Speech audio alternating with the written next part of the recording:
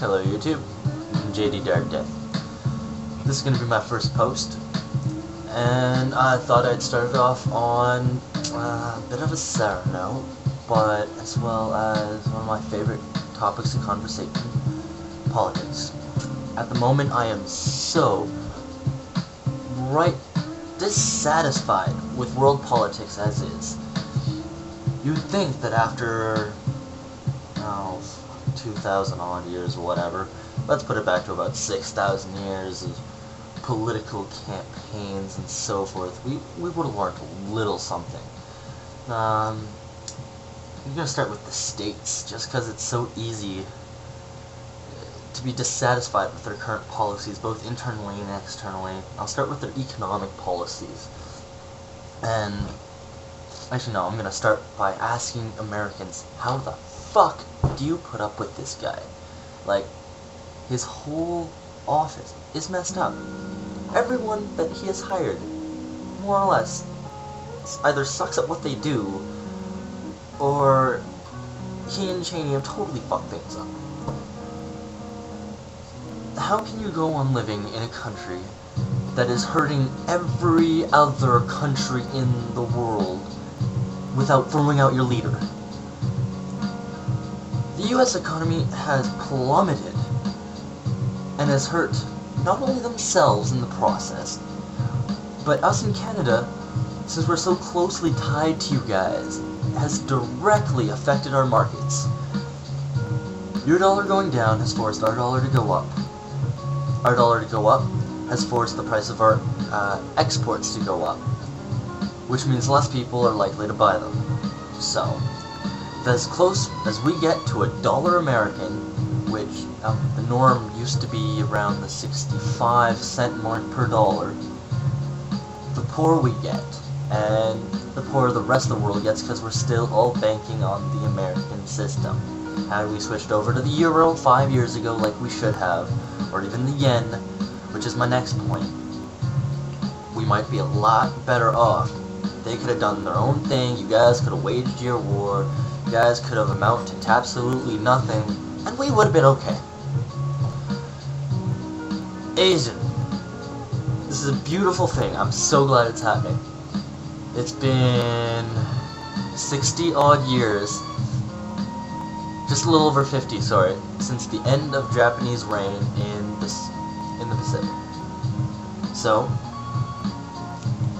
you might know, you might not know, but about almost a year ago, North Korea celebrated its 50th year of being released from Japanese grips, and they had huge parades. Kim Jong-il spent billions probably on festivities.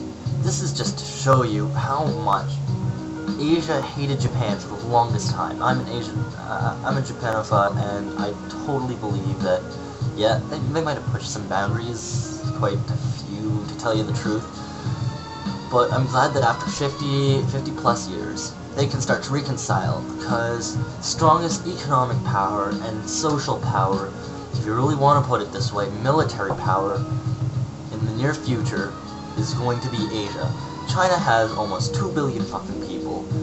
They have the largest growing industry. Their economy is probably up to par, if not better than the States. Hong Kong really helps there because of their social reform and their westernization. It gives them a better view on how to go about all this.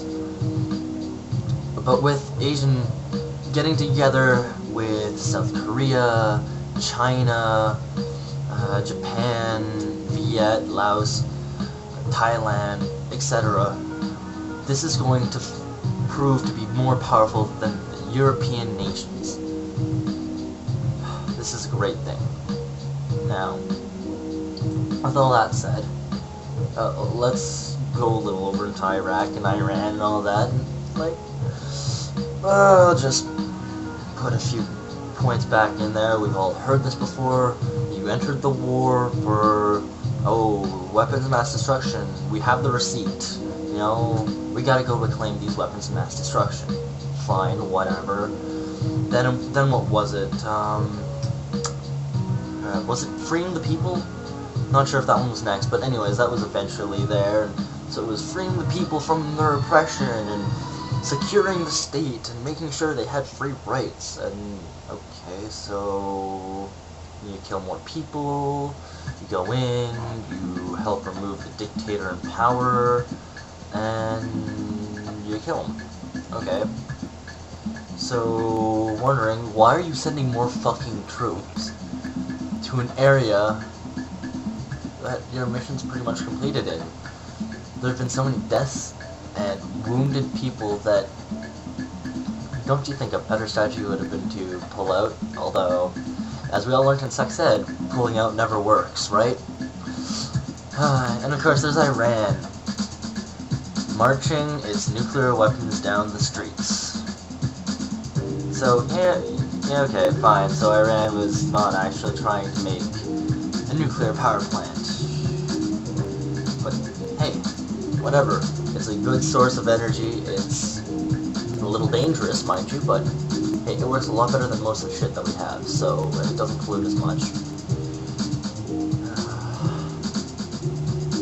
So much in the world today. More next time.